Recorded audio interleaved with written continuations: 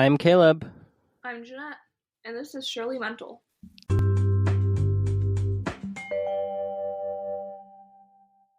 It's time for tea time. Many important events have happened over the course of the past month. We're going to cover some of the highlights from Rihanna's Super Bowl to a balloon that shocked the nation. What tea are you drinking? I'm drinking Wild Berry by Celestial Seasonings. And I am drinking Orange and Spice by Bigelow, also mixed with some honey and Oh, I got honey too. lemon. Well, it's because I'm sick, so Yeah, there is some sickness going around everywhere, like the whole state. I You're on think the other it's, side of the state as me. yeah, I am on the other side of the state as you. I feel like though it could be because of winter too.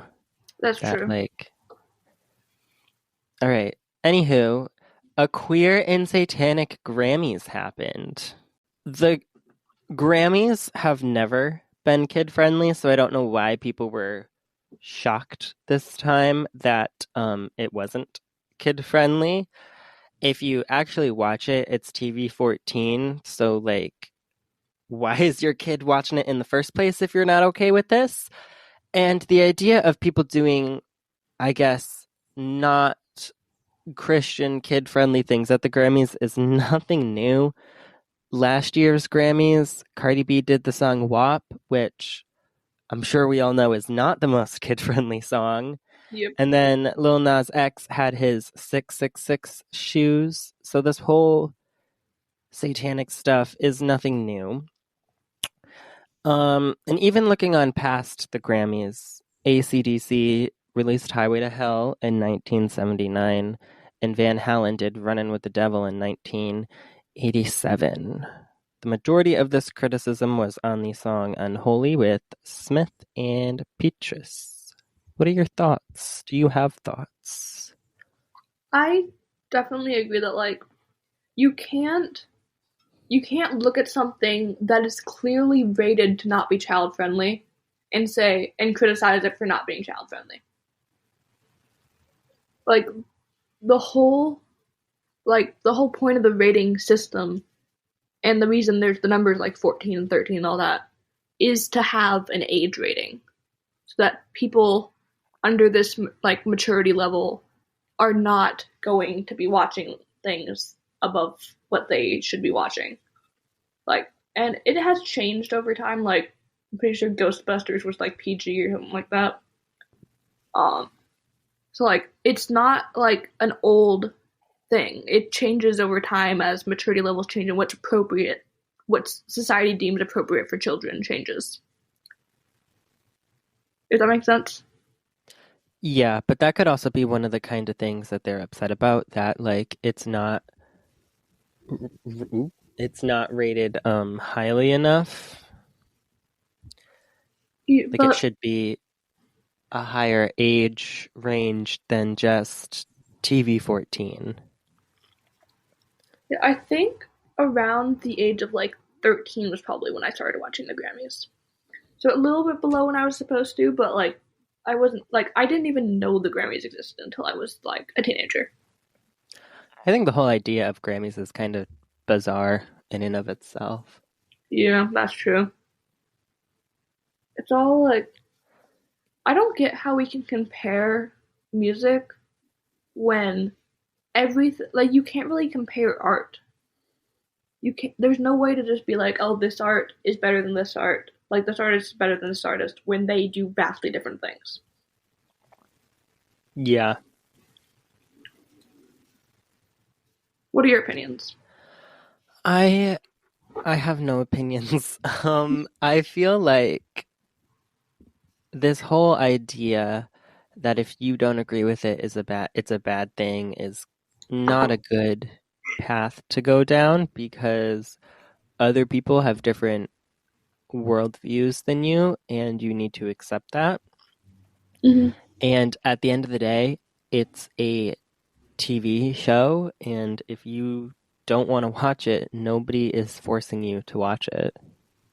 Yeah, it's out there, but it's they don't want you to watch it if you're gonna hate it. they're making it for the people who are going to enjoy it and appreciate the art and people who care about it, but it's not there for you to criticize it. Yes. Moving on to more, I don't know what had us, other things. We have the spy balloon, which is interesting in and of itself because things are going across the country all the time. You know, this isn't the first spy balloon we've had, and it probably won't be the last. But it's also interesting because it's like, I hate to say this, but like, how old-fashioned that you're using a balloon to gather information. Like, you can get everything online now. Yeah, but do But you want a little like summary of like what exactly happened? what? Do you want to give like a little summary of what happened? Yeah, sure. So this particular balloon that we're talking about entered the U.S. airspace on January 28th up by Alaska. It then kind of floated down towards the Montana area out there and then went east to South Carolina, where eventually it was. Carolina. What? You said Carolina. Yeah, Carolina. How do you say it? Carolina? Carolina, South Carolina. Oh No? no, there's no why. You know what we're gonna do? Let's look this up. Pronunciation of Carolina. I've only spoken English my entire life. Carolina. Yeah, not Carolina. Okay, well, so it was shot down off the coast of Carolina on February 4th. And a lot of people criticized this because they're like, that's a long time. Why wasn't it shot down sooner? And the government made the point was like, well, we didn't want to hurt anything or anyone, like kind of making the assumption that the balloon falling down could have hit somebody or hurt somebody. So they shot it off once it kind of got into the ocean. The China released a statement saying that it was just a regular weather balloon that got off course. One other kind of interesting, almost petty thing, I think, is that the Secretary of State, Anthony Blinken, was going to take a trip to the United States Embassy in China, and he canceled it because of this balloon. Currently, the balloon recovery is underway. The authorities that are doing the recovery have released statements saying that has little fans on it to be controlled by China, as well as many other data transmitter things. I know you said earlier that you had a lot to say about this. So, what are your thoughts? Well, basically, something we're gonna talk about in the next episode is like where I was and stuff like that. But I'm not gonna get into that in the next episode. But where I was, we watched every day. We watched CNN 10, which is like I guess it's 10 minutes. It's just a quick like news briefing for the day. And many days out of the 2 weeks, we're talking about the spy balloon. And I don't remember how they made the connection between these two things. It could have been the logo was on the balloon or something like that.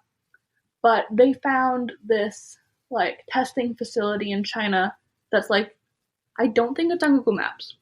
They actually had to like I don't know how they did it, but they found it.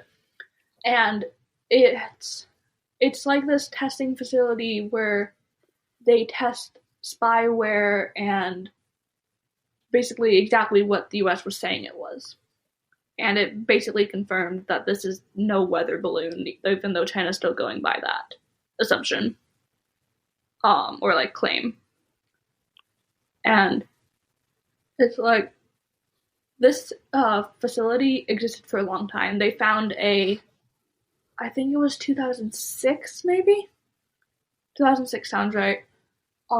It was a video of them basically talking about what the facility was, and yeah, it's what we said it was. It tests spyware, and now they're flying it over the U.S. So think of that as you go. What do you think? I kind of think it's It it shouldn't be taken lightly, especially because kind of the Midwest is where a lot of our military testing zones and such are. Um, I do feel though that the way that the nation kind of responded to the way Biden did it was uncalled for. I mean, we had balloons under Trump too that nobody really cared about, but suddenly Biden's in office and it's all his fault. I like you can't blame one president for something that happened under both of them, if that Hmm. makes sense. I again, I'm shocked by the old-fashionedness of it. Like a balloon, like there's just that, like you can't just like hack somebody's phone or something, right? Why do we gotta send a whole balloon over? Well, the thing is, the reason I think they choose something so old fashioned is there's not as many ways to prevent it. Like with technology, we build firewalls, we have all of this. We have people who their entire career is just to find ways to hack into things so that people can prevent it. Um, That's with true. cybersecurity, which I was actually thinking about going into. But it's like there's even though there's so many new things that you can do, we also found so many ways to prevent it. So in the end, going by the old, like, I guess, old fashioned techniques can be more, like, people wouldn't expect it as much. So it can be more effective. Yeah, and I mean even once we just like we knew pretty early on that there was this balloon going across the United States and we couldn't do anything about it. You know, they had to wait until it got all the way across to the coast to shoot it down. Mm-hmm. And Why do more you of think that long? what did you say? Why do you think they waited that long? I don't know. I their statement says that basically this is paraphrasing, so don't quote me or anything on this, but they were saying that like they didn't want it to kind of hurt people and stuff, like because you could shoot this balloon down, and I mean it's got to weigh a lot. They didn't want it to land on like a power line Yeah, or hit somebody or get in somebody's yard or land on somebody's house, kind of thing. that's true. I feel like with the technology we have now, though, you could have done like some math and figure out where it's gonna land. You know what I'm saying? Yeah. So I don't know. I don't know. I just, one of the days I'm grateful that I'm not the president of the United States and have to deal with everybody's problems. Yes, like we think like it would just be super cool to like be the president and be able to make all these cool choices. But in the end, it's so much responsibility, and like no matter what you do, people are going to criticize it. Yep. Some people will praise you, some people will criticize you. Oftentimes, most people will criticize you. Um, and it's just a lose lose situation. And it's never gonna stop. Like every single day you're president, you're being woken up with a bunch of problems. Mm-hmm. Moving on to more pop culture side of things, Rihanna's pregnant. So I have to ask, did you watch the Super Bowl? I watched the halftime show. I did not watch the Super Bowl. Okay, I did the same exact thing, and I think a lot of people did because their numbers for the halftime show were at like a record high.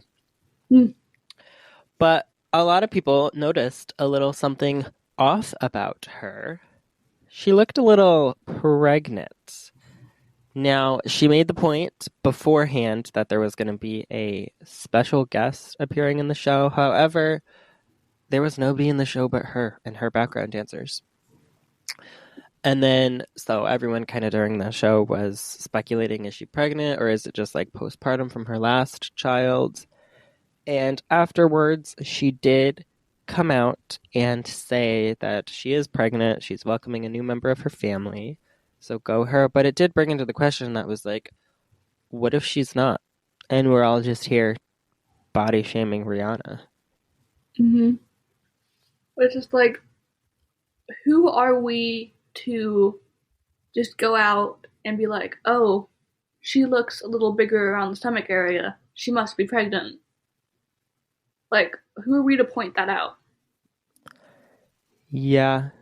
Um, she also hasn't released an album in a long time, and a lot of people were complaining about this new kid because they're like, great, we're still not getting a new album because she's got to deal with all that. One interesting side of it, though, is she didn't get paid for the Super Bowl. And this isn't uncommon. Most people don't get paid for the Super Bowl. It's all about exposure. You get paid in exposure. And this is the one time that actually might have mattered because, as I said earlier, the numbers for the show were significantly greater. More people watched it than normal. Mm-hmm. Which is that like how many people watched it live or how many people like watched it total? I think just watched it total. Hmm. Yeah, because I didn't watch it live. I watched a video that came out afterwards. Yeah, plus the whole pregnancy thing. I mean, people were talking about her on Twitter, Facebook, Instagram, you name it, they were talking about her. Mm-hmm. So it really got like, I don't know. If like, yeah, I don't know. A lot of people had her in their mind, I guess. Yeah, and people find something to complain about no matter what's going on. Like, she is having a child, and you're going to complain that you're not going to get a new album. Like, Yeah. it's nobody, like, people care, but it's not that big of a deal. Like, it's her job. She's allowed to do it when she wants to do it. Like, you shouldn't be putting pressure on her to release an album every year. A lot of people are kind of bored. And I feel like this general boredom on the nation is why we're so freaked out about a balloon and why we're so concerned about Rihanna's pregnancy or why we're criticizing a TV show that wasn't meant for kids in the first place. Mm-hmm. People will always find something to complain about. Yes. But that being said, there are still some serious issues that we're going to talk about. This one is concerning the train derailment in East Palestine, Ohio. So, what happened basically was there was this train and it got derailed. Great explanation. It's just, let's talk about the train derailment. You want to know what happened? Well, there was a train that got derailed. But this is important because there is a lot of chemicals on the train, such as butyl alkylorite, ethyl hexyl. Gosh, these are being butchered to the max. Ethyl hexyl acrylate, ethylene glycomonobutyl ether, and vinyl chloride. I can do the vinyl chloride one fairly easily. Nice. One interesting thing that they decided to do was they actually decided to light it all on fire. And this was to burn the chemicals to, one, try and prevent them getting too hot and causing an explosion, and another to try and limit the spread. However, as they burned the vinyl chloride, dioxins were formed, and those take a long time to break down and cause a long-term threat to the ecosystem and the environment and people. Almost like a few days after, they found 3,500 dead fish in the nearby rivers and streams. And of course, if you look at some maps, the river that was near it goes all the way down to the Mississippi Basin area. So that's concerning. People in the direct area have complained of headaches, coughs, rashes, and those are all signs of chemical exposure. I don't think anybody's died from it yet, but they're definitely not having fun. Mm-hmm. The government has released a statement saying that the water is safe to drink. However, in some private wells, trace chemicals have been found, and there's a lot of videos going around online of like people's water sizzling or looking not great. So, do your own research, come to your own opinion on what you believe. But some more facts are that it took 2 weeks for the federal government to actually go check it out. And even then, it was only U.S. Transportation Secretary Pete Buttigieg. And another interesting thing is the governor obviously was like, "Hey, we need money to the federal government," and they refused to give them money to help the people. So Donald Trump took a little visit, used a lot of his own personal funds to buy many supplies for the residents, and at the same time, Joe Biden went away to Ukraine, and has stated that he has no plans to visit the site. Yeah, when the whole CNN thing, they also talked a lot about this. And when there was this, like, I don't know what they were like either a cleanup crew or like just water people. They were all told if people ask any questions about it, send them to this phone number.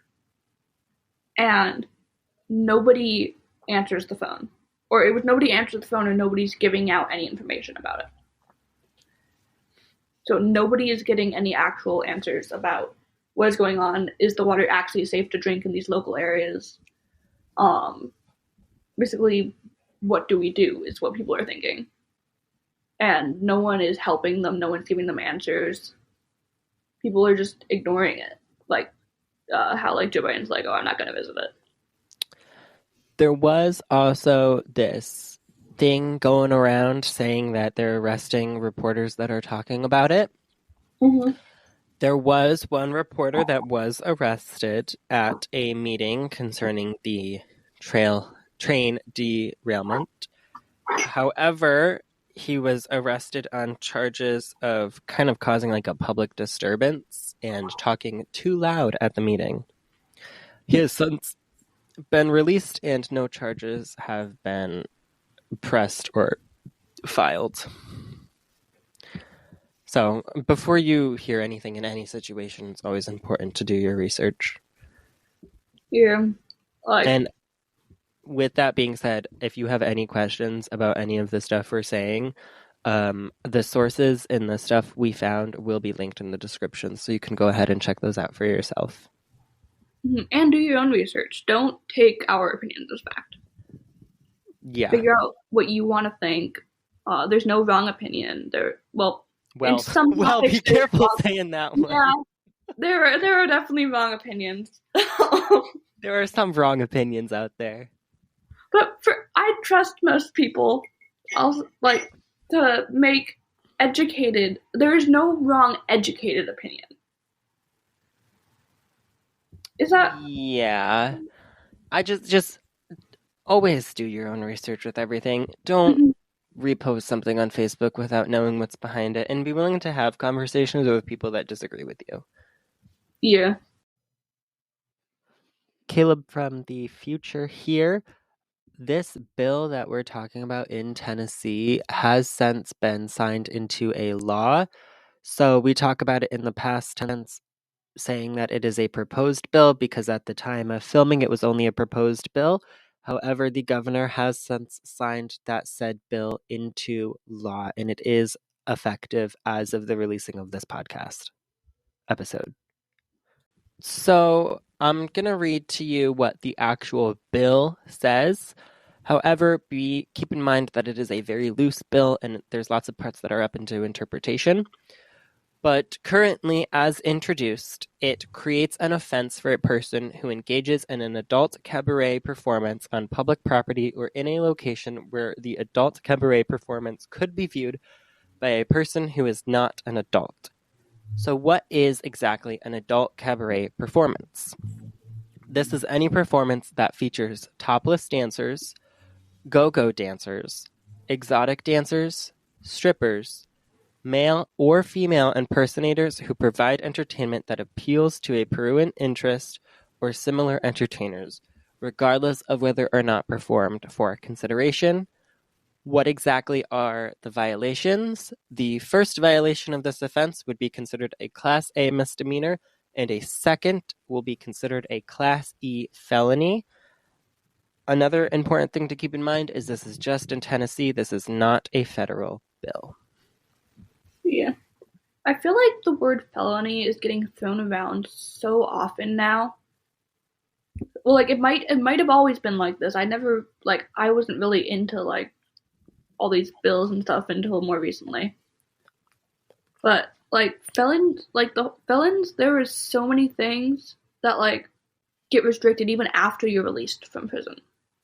Yes. One thing that people are trying to change is that registered felons cannot vote in elections. Mm-hmm.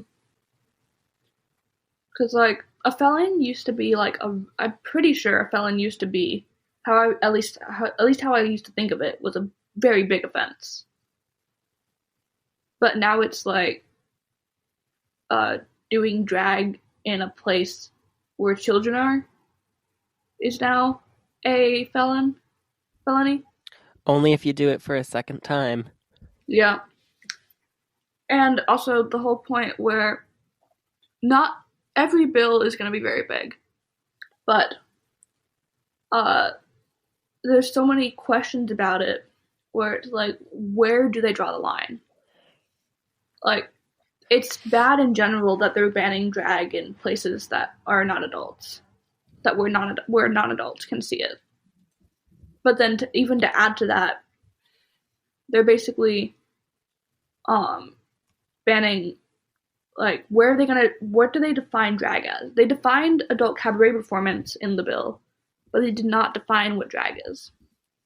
I'm assuming that drag would be male or female impersonators who provide entertainment that appeals to a pursuant interest.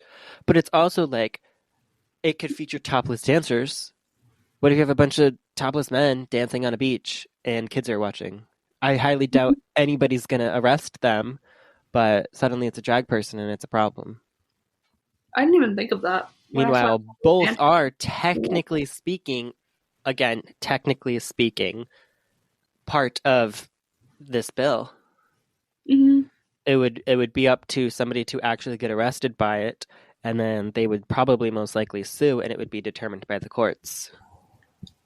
Yeah, and it's like a lot of this like dancing is stereotypically we think of it as like strip clubs and all that kind of stuff, but a lot of like some belly dancing is not necessarily sexual. It can just be like it's just a way a lot of cultures express themselves. Okay, so interestingly, I am looking more into the bill, and in order for it to be considered harmful to minors, it has to be found by the average person applying contemporary community standards to appeal predominantly to the prurient, shameful, or morbid interests of minors. So it's all based on what society wants, and that is, I mean, in Tennessee, it's very conservative, but if you were to do this somewhere like Connecticut, it's very liberal. The interpretation of this bill could be entirely different. Yeah. It's all up to interpretation of who, like, it's all up to the judge's interpretation in the end of it. Because their job is to interpret these bills and figure out what's legal and what's not legal. And the jury as well. Yeah, well, it depends on if your case even gets to that, because this is a topic for another episode. But a lot of the times, juries are really biased, and not a lot of cases actually make it to trial. The majority of cases end in a plea deal. Mm-hmm. But that is a story for another time.